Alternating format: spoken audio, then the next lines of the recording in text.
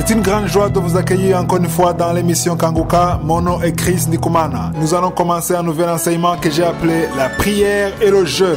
C'est une chose que beaucoup n'ont pas encore compris. Il y en a qui ne comprennent pas pourquoi ils doivent jeûner. Ils se disent que prier simplement suffit, qu'ils n'ont pas besoin de jeûner. J'ai même déjà entendu des prédications qui disent que dans le Nouveau Testament, nous n'avons pas besoin de jeûner, que ce sont des pratiques de l'Ancienne Alliance. C'est ce que nous allons apprendre. Nous verrons que dans la Nouvelle Alliance, le jeûne est bel et bien prévu. Les apôtres eux-mêmes jeûnaient. Seulement aujourd'hui, certains ne le font pas parce qu'ils ne comprennent pas pourquoi ils doivent jeûner. D'autres ne le font pas parce que le jeûne ne fait pas partie de leur doctrine. Mais nous n'allons pas parler de telle ou telle doctrine. Nous allons juste voir ce que la Bible dit à propos de la prière et du jeûne. J'espère que cet enseignement pourra aider beaucoup de personnes. Si vous le suivez dès le début, votre vie de prière en sera fortement transformée. Il n'y a personne qui peut suivre un enseignement pareil depuis le début et rester le même. Je ne dis pas que vous ne priez pas comme il faut, mais il y a des moments où vous avez besoin de la parole de Dieu pour vous encourager, pour vous remonter le moral, afin que vous puissiez atteindre un autre niveau. Beaucoup n'ont pas encore compris pourquoi ils jeûnent, mais il y en a ceux qui jeûnent pour imposer leur point de vue à Dieu, pour changer le plan de Dieu. Mais nous verrons que le jeûne ne change pas le plan de Dieu, plutôt le jeûne permet l'accomplissement du plan de Dieu. Il y a un verset que j'aimerais vous montrer, et surtout pour ceux qui disent que dans la Nouvelle Alliance, nous n'avons pas besoin de jeûner, que les apôtres ne jeûnaient pas. Lisons dans Actes 13, verset 2. Il est écrit, pendant qu'ils servaient le Seigneur dans leur ministère et qu'ils jeûnaient. Je vais vous montrer dans cet enseignement qu'il y a différentes façons de jeûner. Il y a le jeûne où vous vous mettez à part dans un endroit isolé, vous restez seul avec Dieu sans aucun contact avec le public.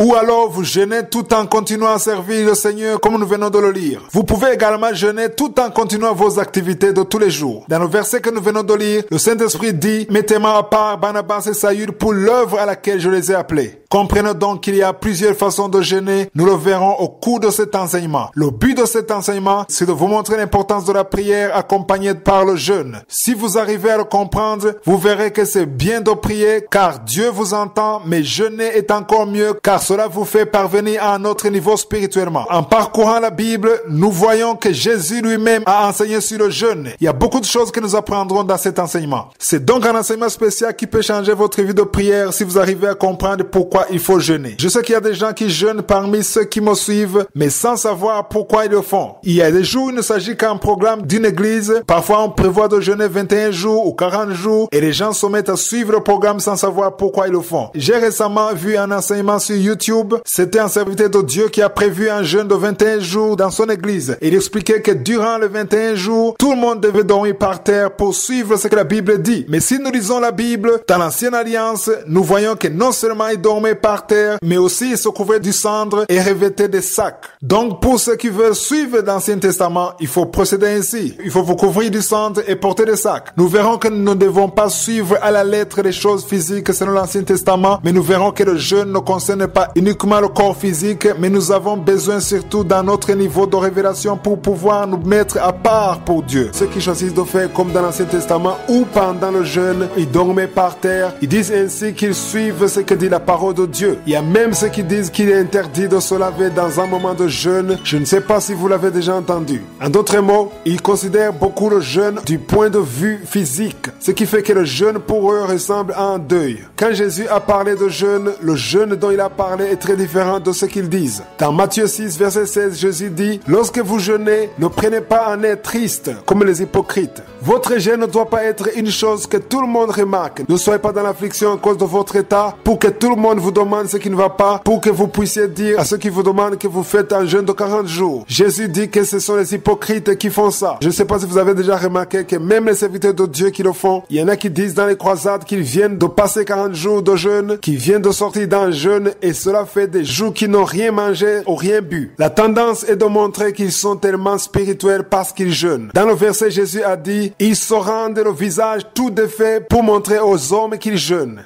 Vous n'avez pas besoin de montrer à tout le monde que vous jeûnez. Si vous avez décidé de passer 21 jours de jeûne, tout le monde n'a pas besoin d'en être au courant. Et ne dites pas de mensonges parce que vous ne voulez pas dire aux gens que vous jeûnez. Il y a des personnes, quand ils font le jeûne, lorsque vous leur demandez de se joindre à vous à table pour partager le repas, ils vous disent qu'ils ne se sentent pas bien, d'autres disent qu'ils ont mal au ventre ou qu'ils n'ont pas envie de manger. Ne mentez pas. Vous n'êtes pas obligé de mentir pour cacher la vérité. Dites simplement la vérité sans alerter tout le monde. Le but du jeûne, c'est en réalité pour construire votre relation relation avec Dieu. C'est pourquoi vous n'avez pas besoin d'informer tout le monde. Le même verset 16 dit, je vous le dis en vérité, ils reçoivent leur récompense. Ici, on ne parle pas d'une récompense qui vient de Dieu, mais une récompense qui vient des hommes parce que ce sont eux qui vont commencer maintenant à vous admirer. À remarquer que vous êtes une personne très spirituelle parce que vous avez jeûné 40 jours sans manger. Si vous voulez que les gens vous estiment parce que vous jeûnez des jours et des jours durant, ils vont le faire. Mais si vous voulez l'approbation de Dieu, vous n'avez pas besoin de le dire à tout le monde. Jésus dit plutôt que vous devez montrer une mine joyeuse. Parlez aux gens avec de la joie. Quand vous communiquez avec les autres, exprimez une joie et une bonne humeur afin qu'ils ne se rendent pas que quelque chose ne va pas. Cela montre également qu'il y a un jeûne que vous pouvez faire tout en continuant vos activités, tout en allant à votre travail. Mais il y a également d'autres sortes de jeûnes où vous vous mettez à part pour rester seul devant Dieu. J'en parlerai plus tard. Ce que je voulais vous dire aujourd'hui, c'est que Jésus a dit que ses disciples, ceux qui croient en lui, doivent jeûner. Mais quand est-ce qu'ils vont jeûner? Dans Matthieu 9, verset 14, nous lisons ceci. Alors les disciples de Jean vinrent auprès de Jésus et dirent, pourquoi nous et les pharisiens jeûnons tandis que tes disciples ne jeûnent pas? Jésus avait ses propres disciples, mais quand il est venu, Jean avait également les siens.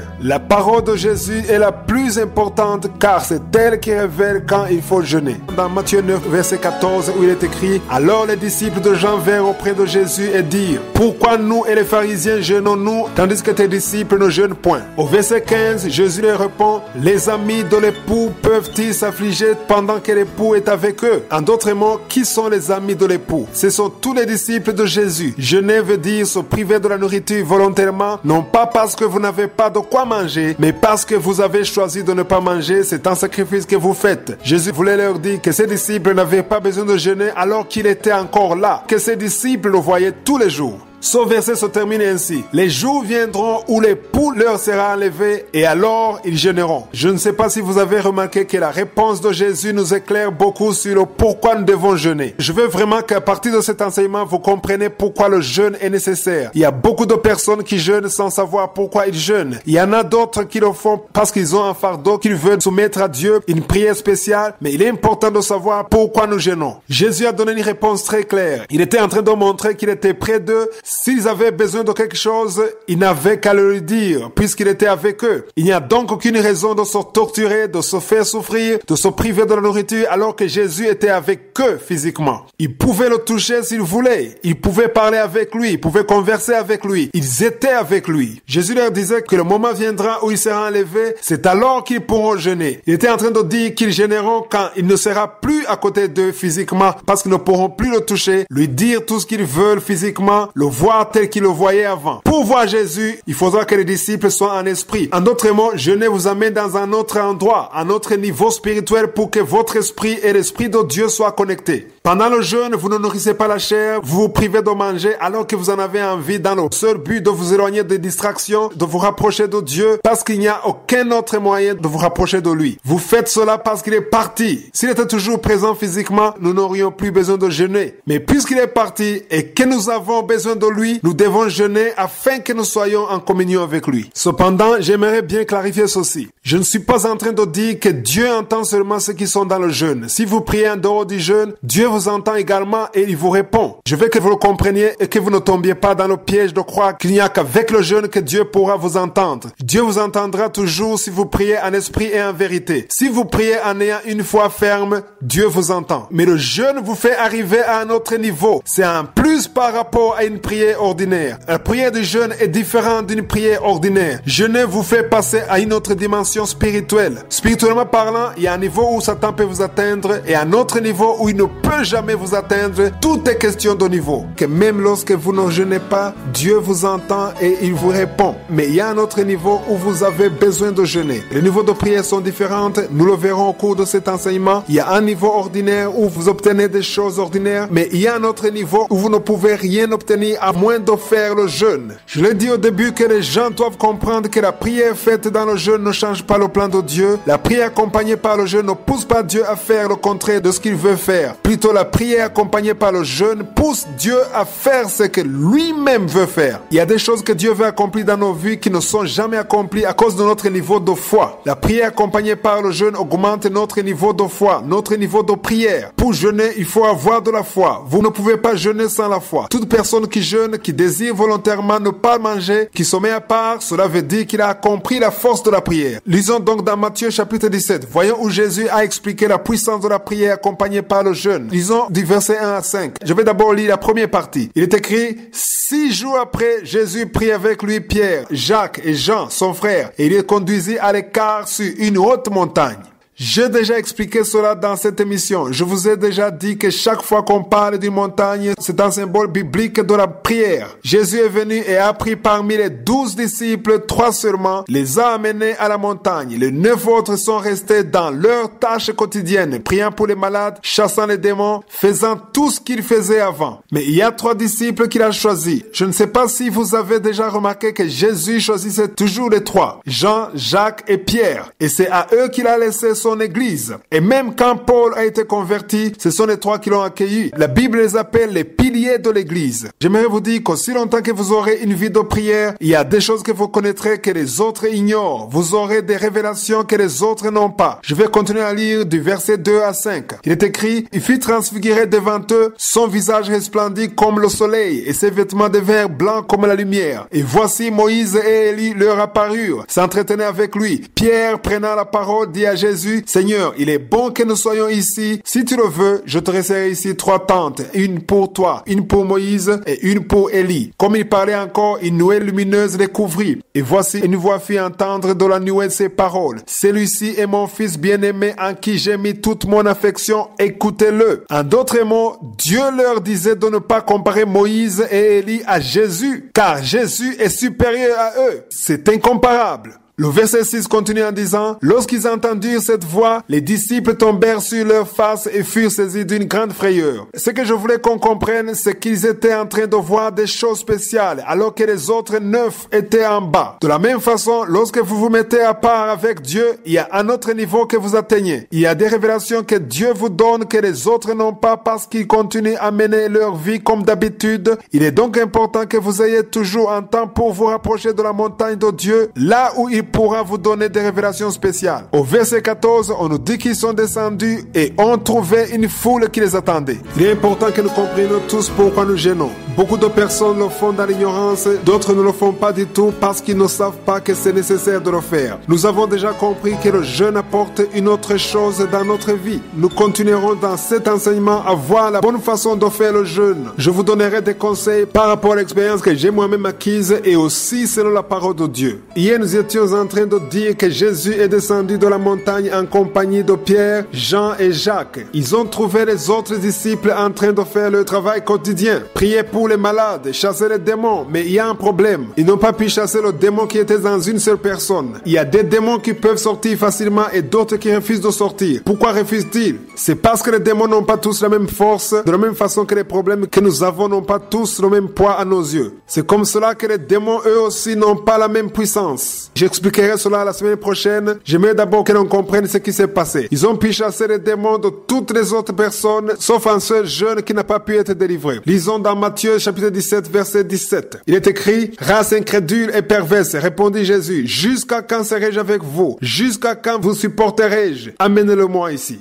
Par là, Jésus voulait leur montrer qu'à ce moment-là, il pouvait chasser les démons parce qu'il était là. Mais quand sera-t-il lorsqu'il sera parti? D'où la réponse de Jésus dans Matthieu 9, versets 14 à 15, lorsque les disciples de Jean lui demandaient pourquoi ses disciples ne jeûnaient pas. Jésus a répondu en disant: les amis de l'époux peuvent-ils s'affliger pendant que l'époux est avec eux? Les jours viendront où l'époux sera enlevé et alors ils jeûneront. Au verset 18 dans Matthieu 17, c'est-à-dire Matthieu 17, verset 18, Jésus parla sévèrement aux démons qui sortit de lui et l'enfant fut guéri à l'heure même. Lisons les versets 19 et 20. Il est écrit: alors les disciples s'approchaient de Jésus et lui dirent en particulier: pourquoi n'avons-nous pu chasser ce démon? C'est à cause de votre incrédulité, leur dit Jésus. Je vous le dis en vérité, si vous aviez la foi comme un grain de sénévé, vous diriez à cette montagne: transporte-toi d'ici là, et elle se transporterait. Rien ne vous serait impossible. Cela veut dire que la foi accomplit des miracles en général. Il y a beaucoup de choses que Dieu peut accomplir grâce à la foi. Mais au verset verset 29, il dit « Mais cette sorte de démon ne sort que par la prière et le jeûne. »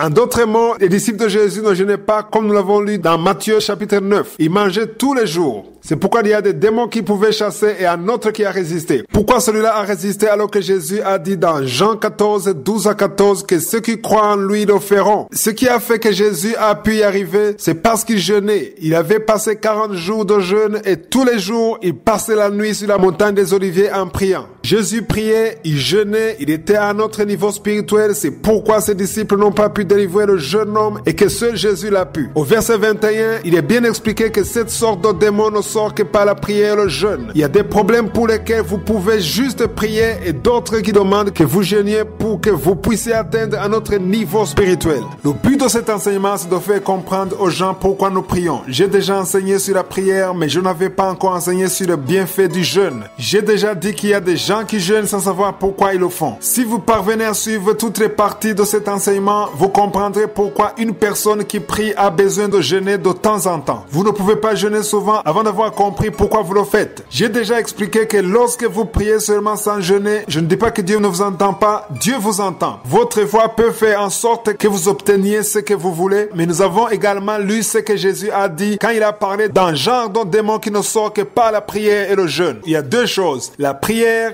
et le jeûne. Il y a une certaine force qui se manifeste quand vous priez, mais il y a une autre chose exceptionnelle qui se manifeste quand vous jeûnez. Il est bien de prier, mais jeûner vous fera parvenir à un autre niveau. Jeûner, c'est se mettre à part pour Dieu. C'est pourquoi il est important, quand vous jeûnez, de vous mettre dans un endroit où vous pouvez vous entretenir seul avec Dieu. Jésus a dit que lorsque l'époux ne sera plus là, alors les amis de l'époux pourront jeûner. Pourquoi a-t-il dit cela? Parce qu'ils auront besoin d'une connexion spirituelle. S'il y a une chose difficile pour les humains, c'est de s'empêcher de manger. Le corps peut nous réclamer beaucoup de choses, mais la première chose que le corps réclame avant tout, c'est la nourriture. Si vous ne pouvez pas le nourrir, votre chair devient faible. Cette faiblesse de la chair entraîne plutôt la force de l'esprit. C'est ce que j'aimerais que l'on comprenne tous. Dans Galates 5, versets 16 à 17, Paul explique bien qu'il y a une certaine opposition entre la chair et l'esprit. Paul dit qu'ils sont opposés entre eux. Autrement dit, il faut choisir de faire plaisir à la chair ou choisir de faire plaisir à l'esprit. C'est vrai, nous avons besoin de l'énergie, mais nous avons également besoin que notre chair souffre pour un temps parce que nous voulons nous approcher de Dieu, parce que nous voulons que nos oreilles spirituelles soient ouvertes pour entendre Dieu nous parler. C'est comme quand vous vous retrouvez dans une foule immense, si vous voyez votre ami et si vous avez des choses à vous dire que les autres n'ont pas besoin d'entendre, alors vous allez vous mettre à part pour parler rien que vous deux. De la même façon, lorsque vous jeûnez, vous devez vous mettre à part dans la prière parce que vous voulez parler à votre Père Céleste. Il y a des mystères, des révélations qui vous seront donnés. Je vous rassure que lorsque vous mettez à part pour parler à Dieu, il y a beaucoup de choses que vous gagnez, que Dieu vous dit qu'il ne peut jamais vous dire si vous êtes dans une foule ou si vous êtes parmi les autres. Il est donc important de vous mettre à part pour Dieu. Il est important de ne pas nourrir votre chair, de priver la nourriture à votre corps de temps en temps. J'aimerais que chaque membre de cette émission ait au moins un jour par semaine de jeûne pour qu'il puisse s'approcher de Dieu. J'ose espérer que beaucoup d'entre vous sont en train de comprendre un peu plus sur le jeûne. Nous avons déjà vu que dans le Nouveau Testament, ils jeûnaient et même aujourd'hui, les personnes réveillées doivent jeûner. Je le répéterai toujours, il y a un niveau que vous n'atteindrez jamais si vous ne jeûnez pas. C'est vrai, vous priez, vous croyez en Dieu, vous aimez Dieu, Dieu entend vos prières et il vous répond, mais il y a un niveau que vous n'atteindrez jamais parce qu'il y a des problèmes qui sont résolus par une prière ordinaire, mais il y a d'autres problèmes qui exigent que vous jeûniez. J'aimerais vous dire que plus la bénédiction est grande, plus l'opposition devient forte. Il y a des choses qui sont faciles d'accès et d'autres qui demandent que vous preniez du temps, que vous mettiez du temps à part pour Dieu dans une prière accompagnée par le jeûne. Pour les nouveaux qui sont en train de suivre cette émission, je rappelle que le jeûne n'est pas pour changer le plan de Dieu sur votre vie. Il ne vient pas changer la pensée de Dieu. J'ai déjà vu des personnes agir dans le seul but de forcer la main de Dieu en voulant que Dieu accomplisse ce que eux-mêmes désirent. Cela veut dire tout simplement qu'il y a des jeûnes que Dieu ne reçoit pas favorablement. C'est malheureux d'entendre ça. Vous pouvez passer du temps dans la prière, dans le jeûne, en perdant votre temps parce que Dieu n'est pas en train de considérer votre sacrifice. Voyons un bon exemple dans Ésaïe 58. Le peuple de Dieu était en train de prier, ils jeûnaient, mais à un certain moment, ils se sont révoltés, ils se sont demandé à quoi tout cela servait, puisque Dieu ne considérait pas leur sacrifice. Ils étaient très irrités, et je vais lire une partie du verset 3, c'est-à-dire Ésaïe 58, verset 3. Il est écrit, « Que nous sert-il de jeûner si tu ne le vois pas ?» C'est la question qu'ils ont posée. « Que nous sert-il de jeûner si tu ne le vois pas ?» Ils étaient irrités contre Dieu parce qu'ils ne voyaient aucun résultat. Dieu ne les exauçait pas malgré le sacrifice. De la même façon, il y a des gens qui suivent cette émission qui sont irrités contre Dieu parce qu'ils ont jeûné mais ils n'ont vu aucun résultat. Dans le même passage, Isaïe 58 verset 3, il est également écrit « Que nous sert-il de mortifier notre âme si tu n'y as point égard ?» C'est la question qu'ils ont posée et que peut-être toi aussi tu poses à Dieu. À quoi sert de mortifier ton âme alors que tu n'as pas l'attention de Dieu? Dieu les a ensuite répondu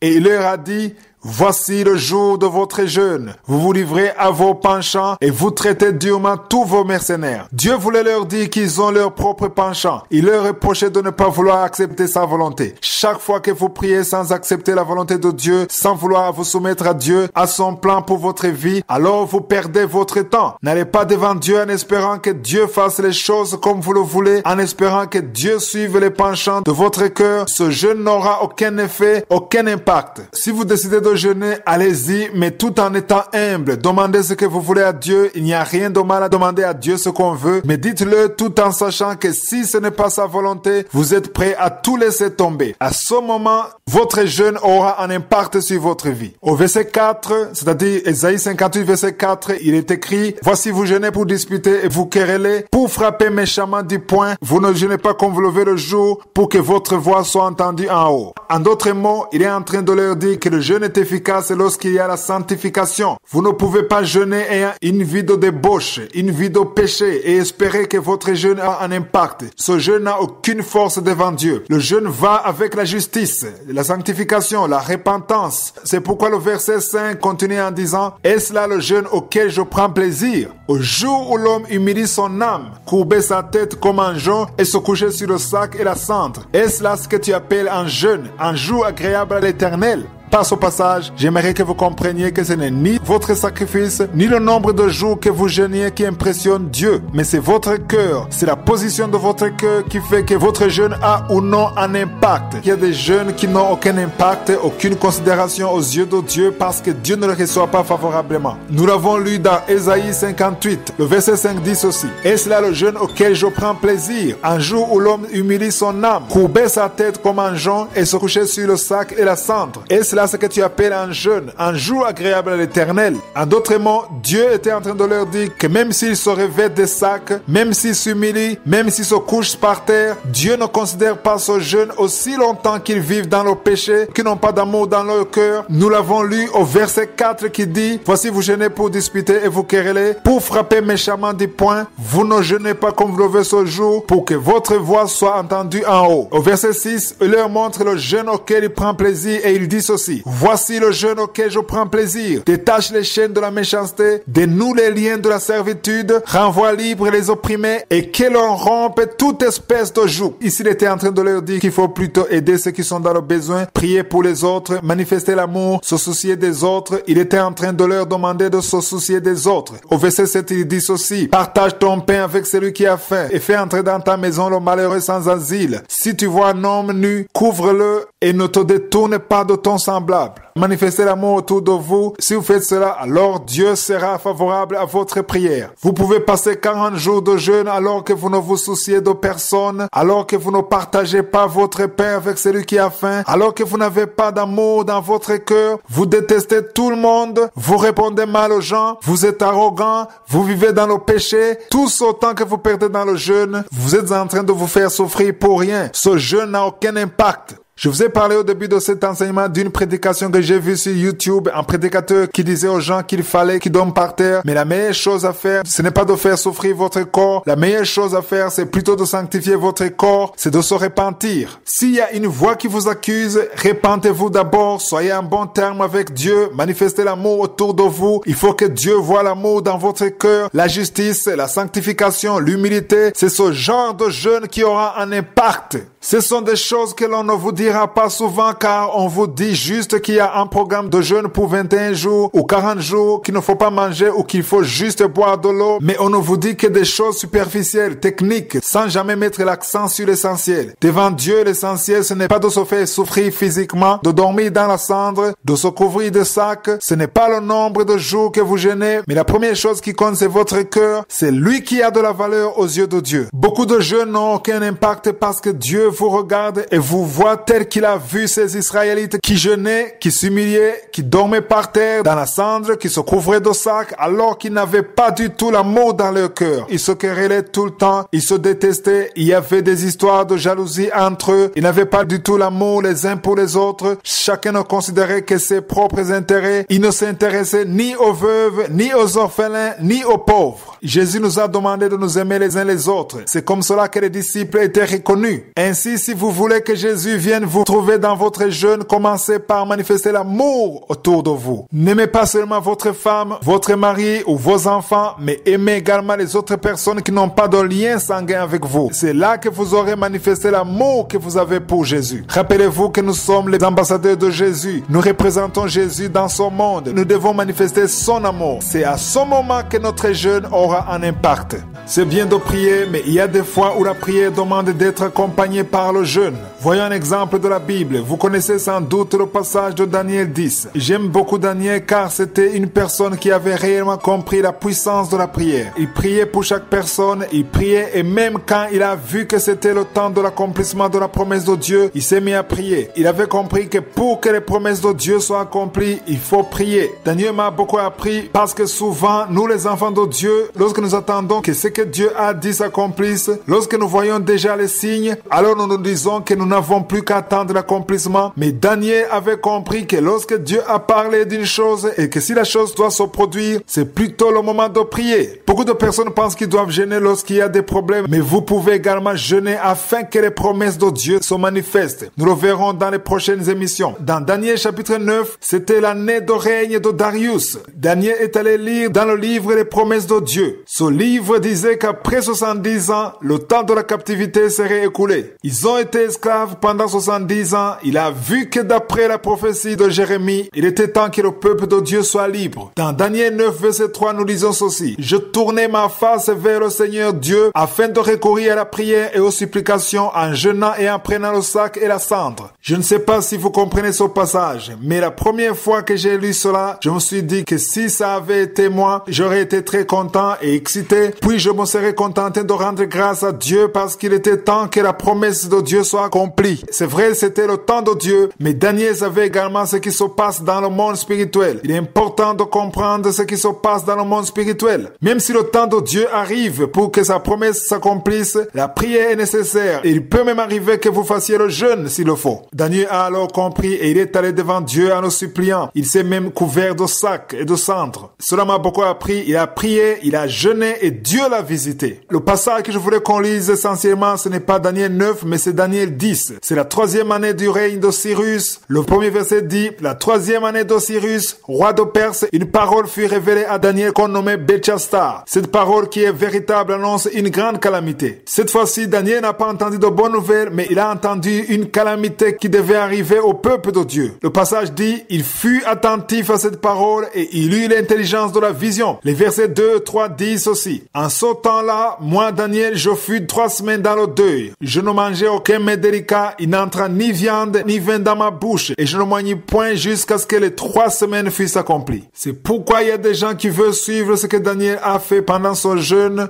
Je vous en ai parlé. C'est vrai, ils dorment par terre, mais ce qu'ils oublient, c'est de se couvrir de cendres et de se vêtir de sacs. Comme je l'ai déjà dit, l'essentiel, ce n'est pas de faire les choses qui sont visibles à l'extérieur, mais l'essentiel, c'est le pourquoi vous le faites, et surtout avec quelle foi vous le faites. Daniel a privé la chair de ce qu'elle aurait pu avoir. Il a fait un sacrifice. Il a passé 21 jours dans le jeûne. Dans Daniel chapitre 10, nous voyons qu'il a reçu une mauvaise nouvelle. J'aimerais vous dire que Dieu ne vous dira pas toujours de bonnes choses. Il ne vous annoncera pas de bonnes nouvelles seulement. Il peut également vous avertir du mauvais plan de Satan pour que vous vous mettiez à prier. Détruire les plans de Satan demande que vous priez et Dieu accomplira sa volonté. Il peut arriver que Dieu vous révèle des choses que Satan est en train de préparer en vue de détruire votre vie, l'œuvre de Dieu, ou bien s'il cherche à vous causer des ennuis ici et là. Si vous avez de l'intelligence, comme nous l'avons lu au premier verset de Daniel 10, quand il a écouté la parole de Dieu et ensuite il a eu l'intelligence de la vision. bénédiction. De la même façon, Dieu peut vous montrer le mauvais plan de Satan pour que vous fassiez quelque chose à votre tour. Nous avons entendu que Daniel a passé 21 jours de jeûne. Il ne mangeait que des légumes. Il priait en attendant la délivrance de l'Éternel. En d'autres mots, il attendait que Dieu intervienne pour délivrer son peuple. Dieu intervient toujours en envoyant ses anges. Si vous lisez le verset 9 et le verset 10, c'est-à-dire Daniel 10, verset 9 à 10, vous voyez que Dieu a toujours envoyé son messager qui est l'ange Gabriel. L'ange Gabriel le trouvait toujours dans un temps de prière et de jeûne. Il y a des choses que vous n'obtiendrez jamais si vous ne priez pas et si vous ne jeûnez pas. Vous aurez toujours une limite.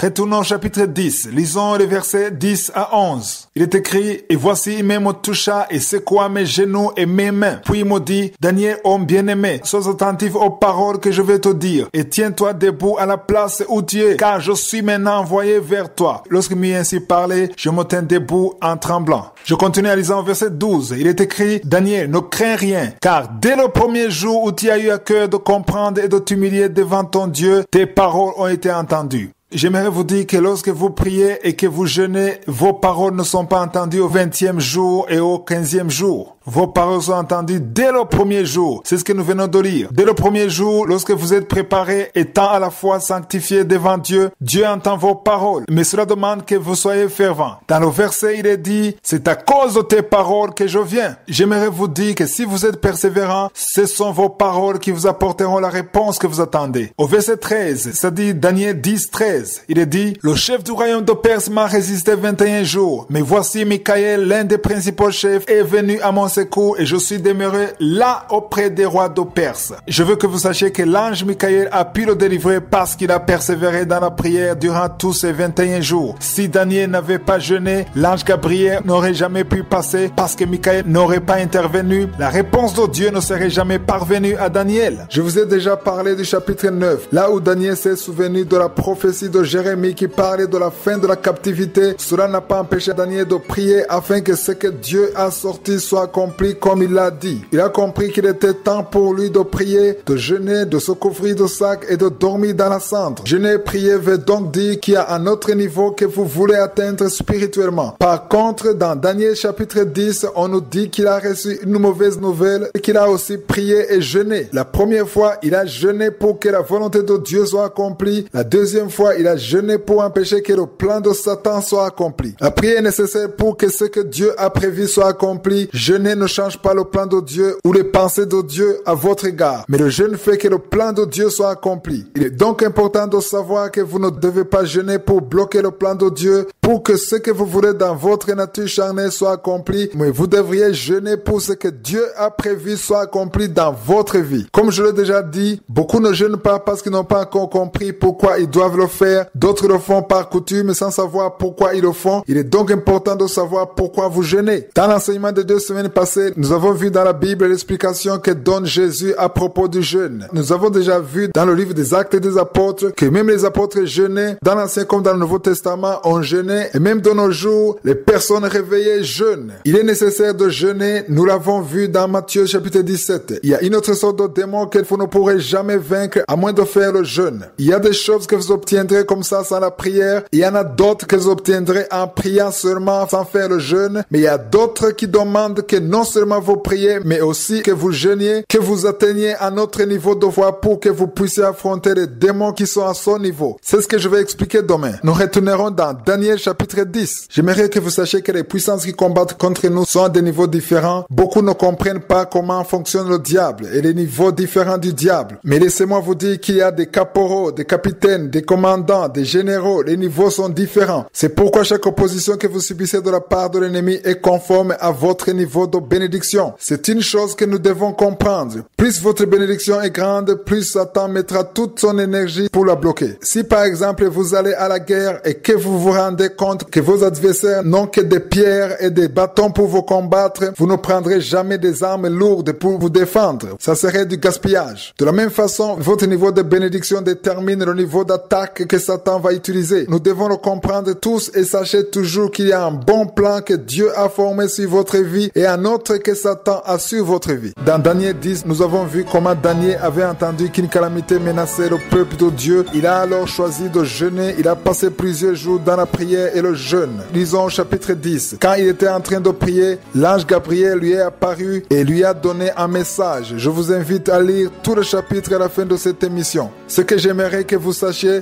c'est que Gabriel était un envoyé de l'Éternel. Il avait été envoyé grâce à la prière de Daniel. J'aimerais vous dire que même si Gabriel était un envoyé de l'Éternel, il n'a pas pu lui délivrer le message parce qu'il y avait une forte opposition des esprits de Satan qui lui a empêché de passer. Pour que le message puisse arriver jusqu'à Daniel, cela a nécessité l'intervention d'un ange plus puissant, c'est l'ange Michael. L'ange Michael, comme nous le voyons, est plus fort que Gabriel. C'est ce que j'aimerais que vous sachiez. J'aimerais que vous sachiez que tous les anges n'ont pas la même force, comme les démons n'ont pas la même force. Il y a des niveaux. Gabriel était donc en possession d'un message de Dieu, mais il n'a pas pu passer parce qu'il était bloqué par les démons. Ce qui veut dire qu'il y a des démons qui sont au niveau de Gabriel qui peuvent le tenir tête et lui empêcher de passer. Cela est nouveau pour quelques-uns d'entre vous. C'est pourquoi il est écrit dans Daniel 9 que lorsqu'il a apporté la réponse de Dieu, cette réponse a pu arriver à Daniel, mais au chapitre 10, Gabriel n'a pas pu passer à tel point qu'il lui a fallu une intervention de la part de l'ange Michael. Cela veut dire que Michael est plus fort que Gabriel.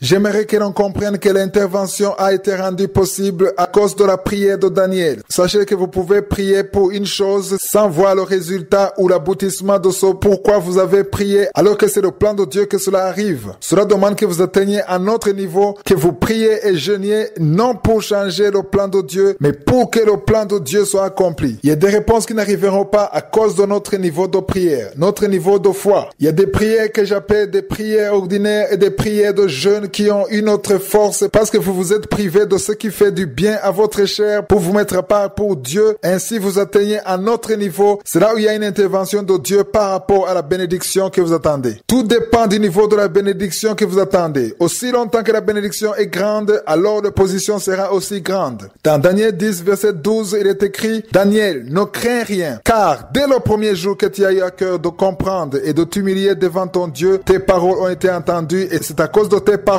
que je viens. Frères et sœurs, sachez que lorsque vous priez, ce sont vos paroles qui attirent la réponse de Dieu. L'ange de Dieu pourra, grâce à vos paroles, vous apporter la réponse venant de Dieu. Ce sont des choses que nous devons savoir. Cela a encouragé également beaucoup de personnes qui ont déjà entendu cet enseignement. Dans Daniel 10, nous avons vu qu'il a prié et jeûné et après, Dieu a envoyé une réponse par l'intermédiaire de son ange Gabriel, mais l'ange n'a pas pu arriver à temps alors qu'il était envoyé par Dieu. Cela veut dire qu'il y a un certain niveau d'opposition qui était contre l'ange Gabriel. La Bible parle d'un démon, le chef du royaume de Perse. Il a bloqué l'ange Gabriel pendant 21 jours. La réponse est venue le premier jour, mais n'a pas pu lui parvenir parce que Gabriel n'a pas pu vaincre ce démon. Seulement parce que Daniel n'a pas arrêté de prier, parce qu'il était en train de jeûner et prier, de supplier Dieu en faveur du peuple de Dieu. Ses paroles ont été entendues. Comme nous l'avons vu dans Daniel 10, verset 12, ce sont ces paroles qui ont fait qu'il a obtenu la réponse de la part de Dieu. Gabriel a été envoyé et comme il ne pouvait pas y arriver tout seul, il a alors bénéficié d'une intervention de la part de l'ange Michael. C'est ce que nous lisons dans Daniel 10, verset 13, où il est écrit: Le chef du royaume de Perse m'a résisté 21 jours, mais voici Michael, l'un des principaux chefs, est venu à mon secours et je suis demeuré là auprès du roi de Perse. Peut-être vous vous demandez si le roi de Perse était une personne de chair et de sang, puisque la Perse est un territoire connu, mais vous devez savoir que ce n'était pas une personne de chair et de sang. La parole de Dieu dit que nos adversaires ne sont pas des adversaires de chair et de sang, mais des autorités, des esprits méchants dans les lieux célestes. L'ange Michael ne pouvait pas combattre une personne de chair et de sang parce que lui-même est un ange et le roi de Perse est un ange du diable, c'est-à-dire un démon. Cela veut simplement dire que dans toutes les régions, il y a des chefs spirituels, des esprits méchants qui sont invisibles. Nous lisons cela dans Ephésiens 6, verset 12. C'est là où on dit: car nous n'avons pas lutté contre la chair et le sang, mais contre les dominations, contre les autorités, contre les princes de ce monde des ténèbres, contre les esprits méchants dans les lieux célestes. Lisez ce passage, vous comprendrez dans quel monde nous vivons. C'est seulement à travers la prière et le jeûne que nous pouvons obtenir la victoire. C'est grâce à la prière et au jeûne de Daniel qu'il a obtenu la solution.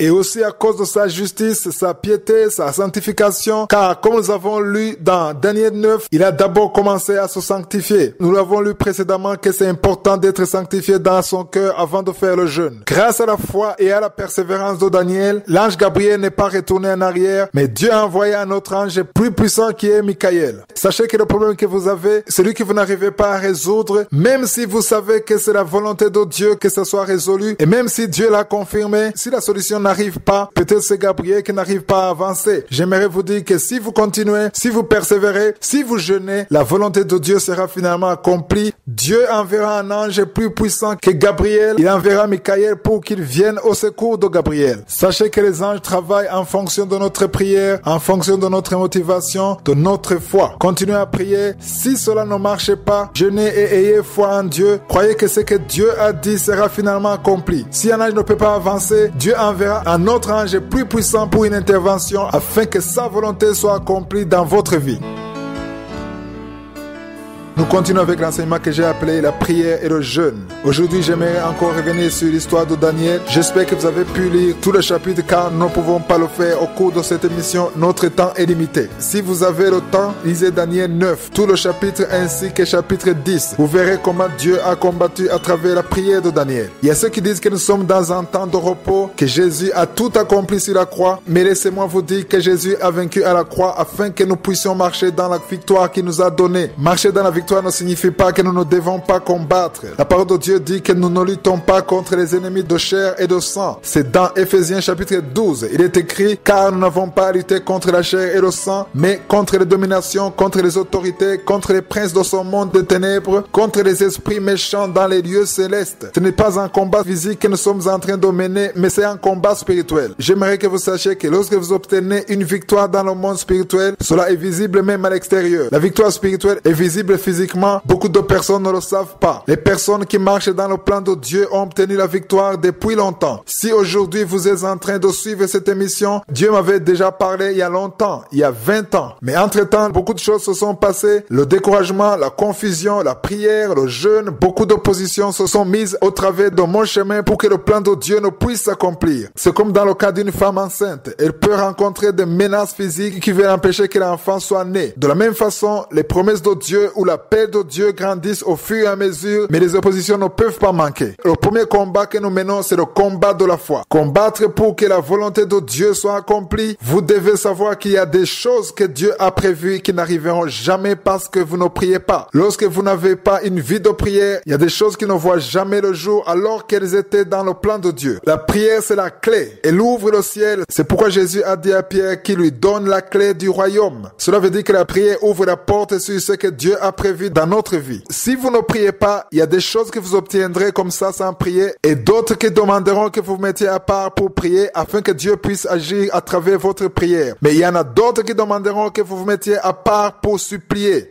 Il y a une différence entre prier et supplier. Et plus encore, il y en a d'autres qui demanderont que vous jeûniez pour que vous puissiez affronter les oppositions qui vous bloquent et qui vous empêchent de vivre le plan de Dieu. J'aimerais vous dire que nous, les personnes sauvées, nous qui croyons en Jésus-Christ, nous qui sommes nés de nouveau, nous marchons dans la victoire. Mais si l'on vous dit qu'il n'y a pas de combat, ce sera un mensonge. Si l'on vous dit que vous ne devez pas prendre garde, qu'il n'y a aucun problème puisque nous vivons dans le temps de la grâce, cela est faux. Parce que si vous acceptez de vous endormir sous prétexte que Jésus a tout accompli sur la croix, vous serez tombé dans le piège de Satan car Satan ne veut pas que vous soyez au courant que le combat existe pour les enfants de Dieu. Satan ne veut pas que vous soyez au courant qu'il est en train de vous attaquer. Il veut plutôt que vous croyiez que tout va bien, qu'il n'y a aucun danger. Avoir la foi ne suffit pas. C'est bien d'avoir la foi, mais vous devez aussi prier et jeûner. Comme je l'ai déjà dit au cours de cet enseignement, j'aimerais que tout membre de Kanguka ait au moins un jour par semaine de jeûne. Un jour où vous privez votre corps de nourriture et que vous vous mettiez à part dans la prière. Même si vous avez de quoi manger, décidez parfois de ne pas le faire pour vous rapprocher un peu de Dieu. Je vous ai déjà dit qu'il y a deux choses qui sont en opposition, la chair et l'esprit. Si vous vous privez de nourriture et si vous vous approchez de Dieu dans la prière, il y a une chose spéciale que vous gagnerez parce que vous êtes approché de Dieu. Il est donc important que vous ayez au moins un jour de jeûne par semaine pour que vous puissiez progresser dans votre marche spirituelle. Il est important qu'un enfant de Dieu ne soit pas toujours au même niveau spirituel. J'aimerais vous montrer à partir d'un exemple biblique que nous sommes dans un combat spirituel. Beaucoup de personnes, quand je leur dis que nous sommes dans un combat spirituel, ils ne le comprennent pas. Ils disent plutôt que c'est de l'exagération. Ils pensent que tout est accompli parce que nous sommes dans le Nouveau Testament. Il y en a même qui pensent que grâce à la mort de Jésus-Christ sur la croix, nous n'avons plus besoin de nous inquiéter. Mais quand nous lisons dans Éphésiens 6, verset 12, et qui est un passage du Nouveau Testament, il est écrit ceci. Car nous n'avons pas lutté contre la chair et le sang, mais contre les dominations, contre les autorités, contre les princes de ce monde de ténèbres, contre les esprits esprits méchants dans les lieux célestes. C'est cela la lutte quotidienne d'un chrétien. Et nous pouvons vaincre dans cette lutte à moins de revêtir les armes que nous voyons dans Éphésiens 6, versets 13 à 18. Ce passage se termine par une recommandation très claire. Le verset 18 dit « Faites en tout temps par l'esprit toutes sortes de prières et de supplications. Veillez à cela avec une entière persévérance et priez pour tous les saints. » La prière est donc une arme redoutable. Laissez-moi vous montrer un exemple dans l'Ancien Testament qui est l'ombre de notre réalité actuelle. C'est l'exemple de Moïse. Il était avec Josué. Il combattait avec les Amalécites. Il était sur une montagne. Josué, lui, était en bas et il combattait. C'est dans Exode chapitre 17. Au verset 11, on lit ceci. Lorsque Moïse élevait sa main, Israël était le plus fort. Et lorsqu'il baissait sa main, Amalek était le plus fort. Au verset 12, nous lisons ceci. Les mains de Moïse étaient fatiguées. Il prit une pierre qu'ils placèrent sous lui et il s'assit dessus. Aaron et Hur soutenaient ses mains, l'un d'un côté, l'autre de l'autre, et ses mains restèrent fermes jusqu'au coucher du soleil. Comme il ne pouvait pas rester dans cette position, il lui a fallu un peu d'aide. Au verset 13, il est dit, et Josué vainquit Amalek et son peuple en tranchant de l'épée. Qu'est-ce que cela veut dire? Cela veut dire que tout ce que nous traversons, c'est comme Josué quand il était dans la bataille.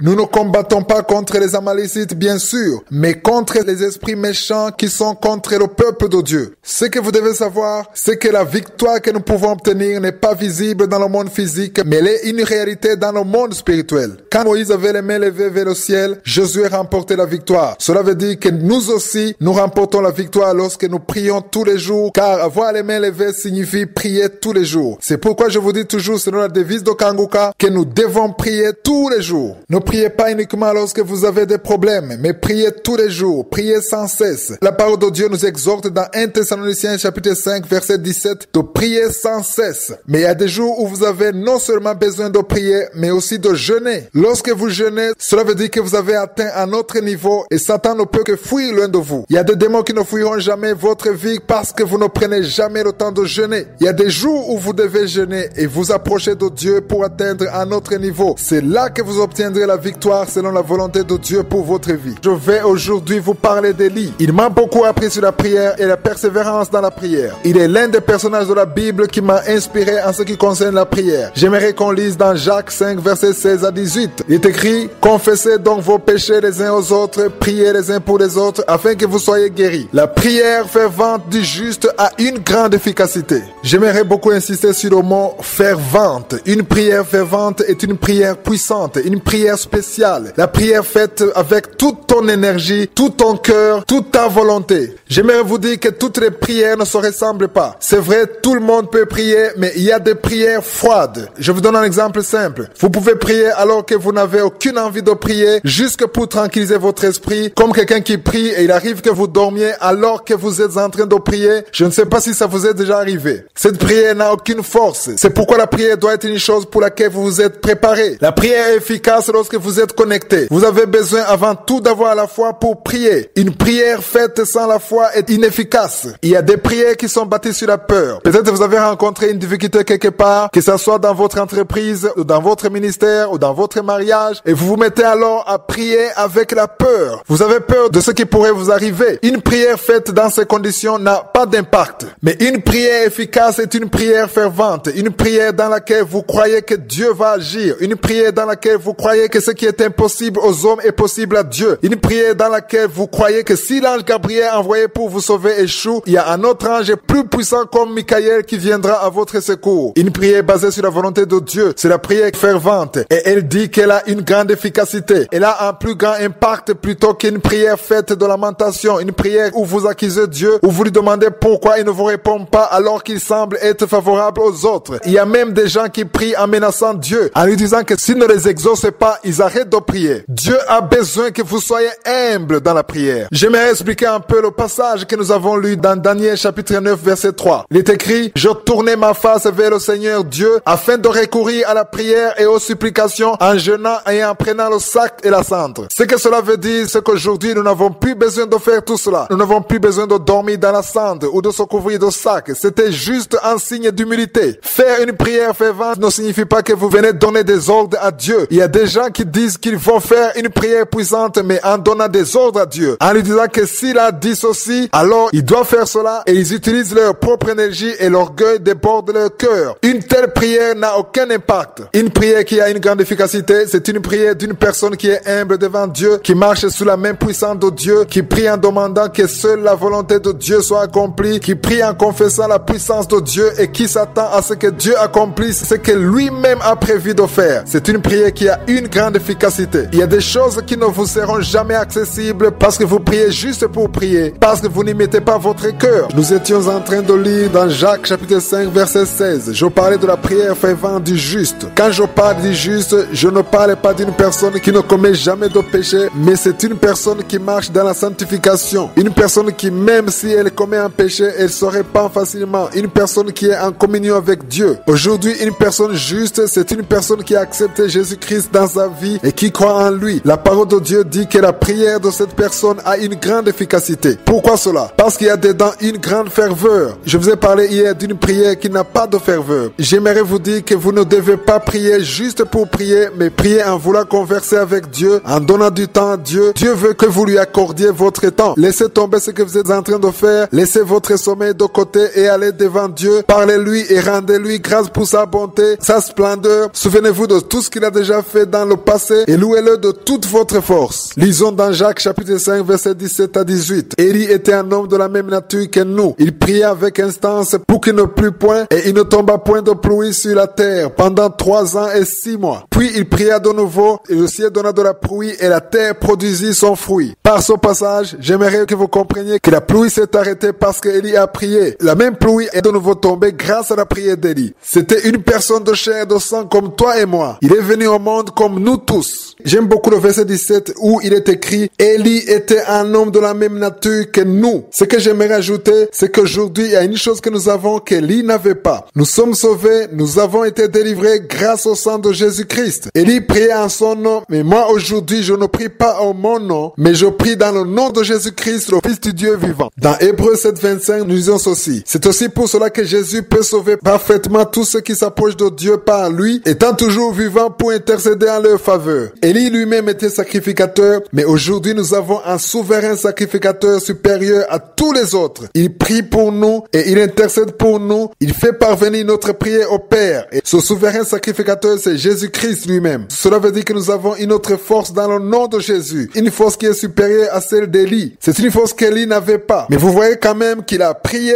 et que la pluie s'est arrêtée. Il a de nouveau prié et la pluie est retombée. Qu'est-ce que l'apôtre Jacques a voulu nous apprendre? Il veut nous montrer que si nous prions comme dans le cas d'Élie, où une force puissante s'est manifestée, si nous faisons à notre tour une prière fervente, nous verrons un grand impact, une grande efficacité, une puissance extraordinaire. Parce que justement nous avons prié dans la foi, en nous attendant à la main de Dieu, sans nous lamenter, sans accuser Dieu, sans orgueil et ayant une vie dépourvue de péché, dans l'humilité et la sanctification, nous verrons la main de Dieu. Lorsque vous faites une prière fervente, une prière faite dans la foi, elle a une grande efficacité. Lorsque vous jeûnez, vous avez alors atteint un autre niveau supérieur. J'aimerais aujourd'hui lire dans l'Ancien Testament, nous allons lire l'histoire d'Élie. Hier, nous avons vu qu'Élie était une personne comme nous tous. Mais ce qu'Élie n'avait pas à son époque, c'est qu'il ne marchait pas dans la puissance du nom de Jésus. Mais nous aujourd'hui, nous marchons dans la puissance du nom de Jésus. Tout ce que nous demandons, nous le faisons dans le nom de Jésus. C'est important de comprendre que nous avons un souverain sacrificateur qui est Jésus-Christ et qui intercède pour nous. Lisons dans Hébreux chapitre 7 verset 25. Ce passage dit ceci. C'est aussi pour cela qu'il peut sauver. Ici on parle de Jésus-Christ, qu'il peut sauver parfaitement ceux qui s'approchent de Dieu par lui, étant toujours vivant pour intercéder en leur faveur. Chaque fois que j'ai des problèmes, alors je me rappelle qu'il y a quelqu'un qui intercède pour moi, qui parle en ma faveur. C'est Jésus-Christ le juste, qui a vaincu toutes les dominations, toutes les puissances. Cela m'encourage beaucoup de le savoir. Nous avons vu qu'Élie a prié et que la pluie n'est pas tombée durant 3 ans et 6 mois, et qu'il a ensuite prié pour que la pluie revienne, et sa prière a été entendue. J'ai déjà entendu certaines prédications qui disent que ce n'était pas Dieu qui a dit à Élie de prier pour que la pluie retombe sur la face de la terre. J'aimerais clarifier cela. Lisons dans 1 Roi 18 verset 1. Il est écrit: bien des jours s'écoulent et la parole de l'Éternel fut ainsi adressée à Élie dans la 3e année. Va, présente-toi devant Achab et je ferai tomber de la pluie sur la face du sol. Cela veut dire que la pluie est tombée de nouveau. Ce n'est pas parce qu'Élie l'a voulu de sa propre volonté. Ce n'est pas sa volonté qui a agi, mais c'est la volonté de Josué suis. C'est la volonté de l'Éternel. Élie n'a fait que prier conformément à la volonté de Dieu. J'aimerais dire à toutes les personnes qui me suivent, la force de votre prière ne vient pas du fait que vous avez passé plusieurs jours dans le jeûne et que vous avez prié beaucoup, même si vous avez beaucoup crié, même si vous êtes sanctifié et que vous ne vivez pas dans le péché. La première chose et la plus importante, c'est de prier selon la volonté de Dieu. Élie a prié conformément à la volonté de Dieu, conformément à sa parole. Alors maintenant, au verset 41, c'est là où nous verrons comment il a prié. Il est dit, Élie dit à Achab, monte et mange et bois, car il se fait un bruit qui annonce la pluie. Par ce passage, nous voyons que quand il a dit cela, il n'y avait aucun signe apparent que la pluie allait tomber, mais Élie a cru à la parole de l'Éternel. Ce qui est étonnant, c'est qu'il a dit à Achab, monte,